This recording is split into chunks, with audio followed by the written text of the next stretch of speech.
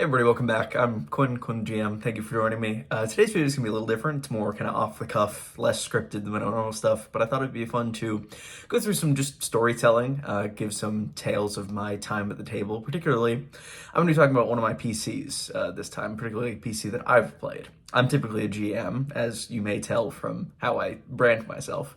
But I have been playing for 6 years and I've had about that many PCs. And today I'm going to be talking about my most long-running PC from a few years ago, who also happens to be my favorite. And I'm excited to kind of talk about him and what can kind of be learned from that for building PCs in general, and what I learned and how to improve my own gameplay both as a player and as a DM. So yeah, stay tuned. And if you enjoyed the video, be sure to like and subscribe as always. I really appreciate it. Hey, editing Quinn here, just saying that I'm talking about my favorite PC that I've played, not my favorite PC to run for as a DM, because I try my best not to play favorites there. Impartiality is key. You may have seen this on D&D memes a few weeks ago. This was by me and about this character. This is about the Dragonborn Paladin Thermidor Luther, who was my longest running PC. I ran him for about 2.5 years, I believe, a little less, about 2 years, I think. I very much made him from a place of spite, interestingly, in that Paladin was far and away my least favorite class before I made Thermidor.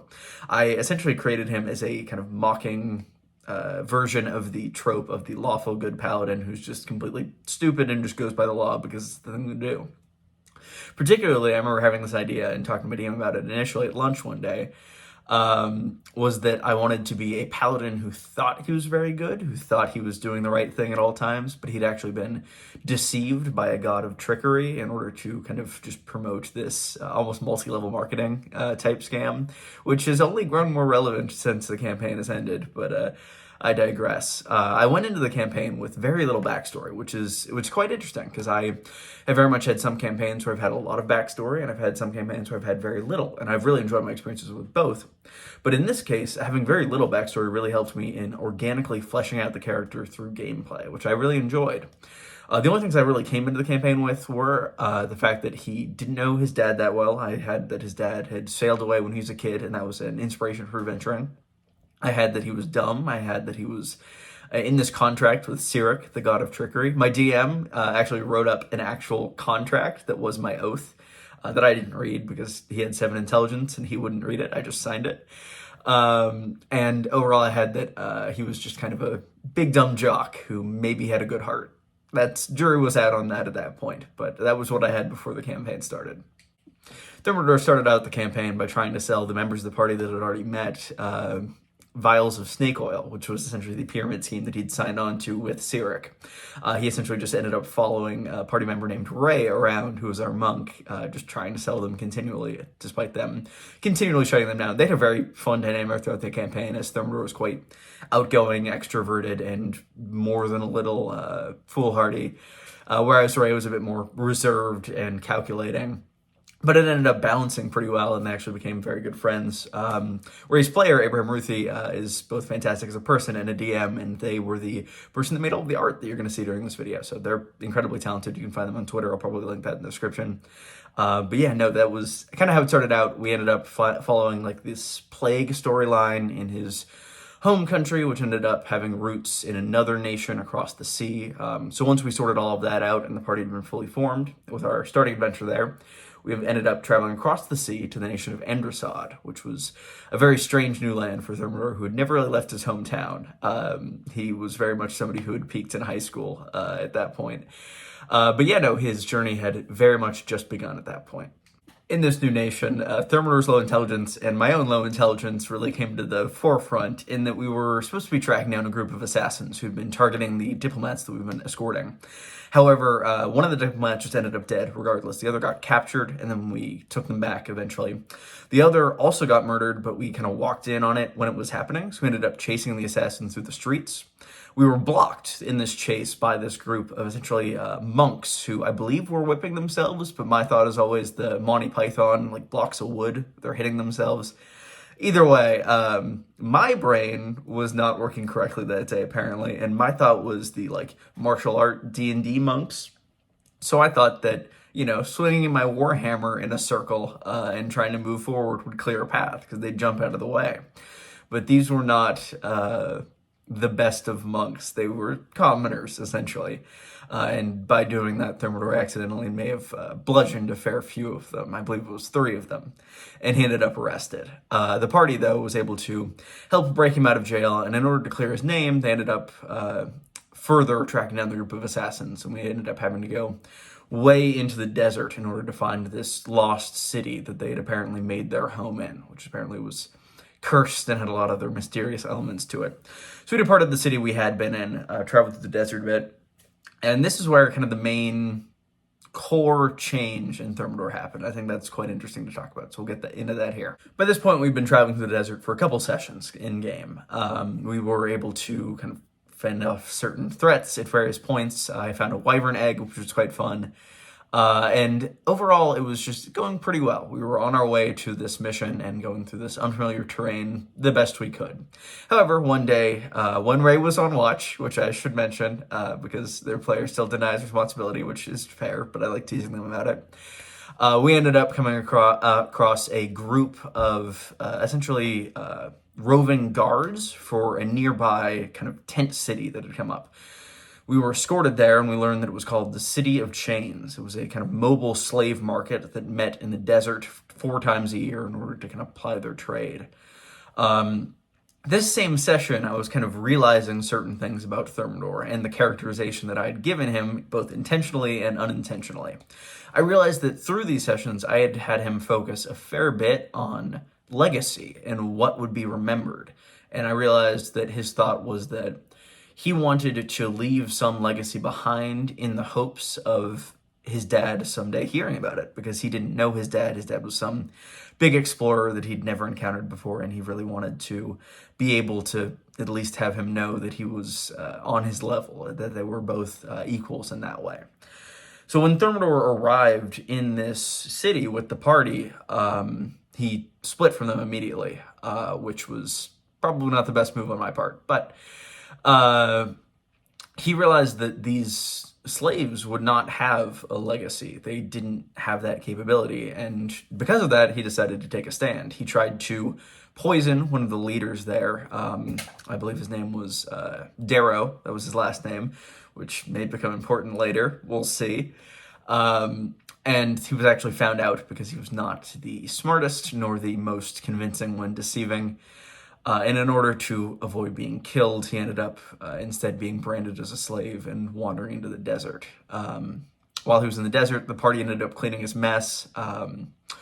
Ray and our barbarian ended up killing a Bahir that had invaded the camp, and overall just scattering the slavers to the wind, which was great. But Thermidor in the desert encountered the same Bahir just before it had arrived at the camp. And it essentially told him just to not let this moment be the end, to allow this to be kind of motivation going forward, to seek that justice for those who needed it.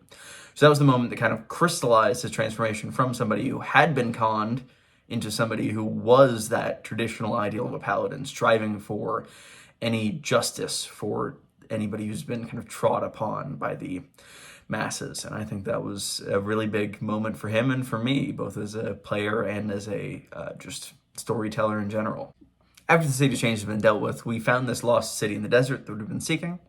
And from there, we made a deal with the Order of Assassins, particularly that the slaves would be allowed to stay here and build a new free society in the city in exchange for us freeing the city from this kind of ghost oppressor, mummy lord type deal. In addition to the assassins teleporting us back to Ray's home nation of Sakar, which was across the continent. They were able to do so, though Thermidor did want to stay behind and help the slaves, but he was not allowed to because he killed some assassins previously and there was bad blood there. Once in Sakar, we ended up finishing up a few loose threads from several people's backstories. Most notably, the barbarian of the party had been, his people had been massacred by a general of Sakar who was attempting to ascend to power. So we were able to kind of stop his ascent and essentially put a council in their place. Following this, we were sought out by the family of the slave masters who we'd killed in the City of Chains, the Mother Darrow. I believe her name was, it escapes me, it started with a V. But upon taking this meeting under the threat of death, it was eventually discovered that she was Thermidor's father's mother, his grandmother. and his true last name was actually Duro. This kind of threw a wrench into the whole idea of the legacy, in that his family was something that had very much caused a lot of strife. But this slave emperor woman, who was also Thermidor's grandmother, tasked them with retrieving her son, who had been lost. So we ended up city hopping after that, from place to place to place, tracking down the trail of Thermidor's father, who had vanished some years before while exploring. That eventually led us to the Feywild, which was quite a trip, as I'm sure anybody who's been in the Feywild can attest, including my own players recently. Once there, we did end up finding his dad, despite Thermidor being asleep for part of it, as he was put to sleep by this evil knight who had power over that. That was one of the toughest fights I've ever been a part of, on either side of the screen, so maybe I'll talk about that some other time as well. But that'd be quite fun. But ended up reuniting with his dad finally in the Feywild, which was quite a nice moment to have. We eventually left the Feywild, and as a part of doing so, Thermidor's dad was unfortunately killed, as the time that he'd lost from being in the Feywild for so long had all rapidly caught up to him, and it ended up with him aging rapidly and just deteriorating as soon as we returned, which was not great. But this resulted in us essentially pursuing the grandmother, Thafir Darrow. Nope. We ended up leaving the Feywild, and as a part of that, unfortunately, Thermidor's dad was lost, as the time that he had paused while he was in the Feywild, which is about 30 or so years, rapidly caught up to him and resulted in his rapid deterioration and aging, which he died there. Thermidor did not want to face that and just kind of bounced. He left the island where his father was, because he just could not face the fact that his father was dying as well, and immediately decided to pursue vengeance on his grandmother, whose name I've now remembered as Thafir Darrow. Thank you, the notes that I pulled up. But we ended up pursuing her and having a final showdown at the kind of base of operations of the Red Horde, which was the name of her slave organization. We ended up killing her, as well as her guards, and ended up procuring the kind of artifact that kept that slave empire running. And eventually we just kind of decommissioned it. We took apart its magic bit by bit, mostly thanks to our gnomish wizard, whose name was Shmebula, doing that, because Thermidor was not very much a magic person. But after doing this, the campaign began to come to a close at various points. We ended up fighting against the Red Horde, those who had kind of continued it. The other kind of higher-ups that were a part of it previously had essentially decided to seek vengeance on us for killing Thafir. And following that, we ended up following up with the assassin order that Ray had been a part of to end the campaign. We ended up having to go into this kind of demi-plane situation to deal with their old master once and for all, which is quite a fun finale to the campaign, which I can, again, get into at a later date. This is very much a bird's eye view of very much the plot beats that just pertained to Thermidor. I realized there was a whole lot going on, and it was very much not all about Thermidor, in that there were a lot of sessions where I was fairly in the background there. But I do think it was a fun story to tell, and I think that a lot can be learned. Getting into that specifically, I think that there's merit to having a lot of backstory, and there's a merit to having a little backstory. And I think that Ray and Thermidor are a great example of that, because both of them were very fun and dynamic characters to play and to use, and both of them have very different states of backstory. Thermidor had maybe 3 sentences going in, whereas Ray had pages, and elements of which I didn't even know as a player until far after the campaign ended, which was quite fun for me to discover as well. Overall, I also think it can be quite fun to play a low intelligence character, and that's what I learned about myself in that campaign, particularly that it just allows you to kind of more act on your first instinct, albeit it's not an excuse to be a murder hobo by any means, but it can be fun to just have those kind of inhibitions just taken away, and just kind of doing the first thing you think of can create a lot of fun moments.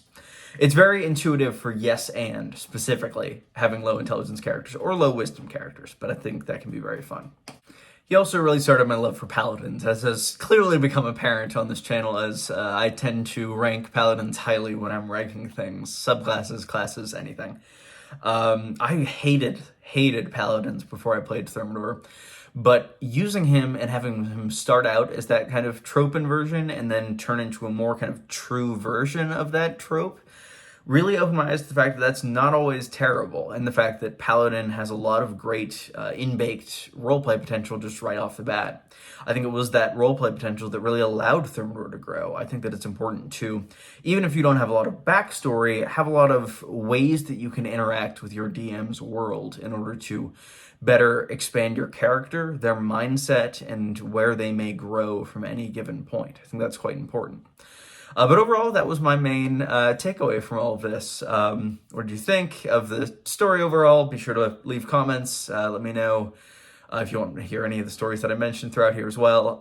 There's definitely a ton more to tell in that campaign. There's a lot of really fun moments throughout, and it's one of my favorite campaigns I've ever been a part of. The friend who played Ray is actually going to be running a campaign over the summer, which I'm quite excited about. Maybe I'll make a video about making a character for that at some point too. But yeah, that was about all I had today. Thank you all for joining me, and I hope you all have a good one. I'll see you.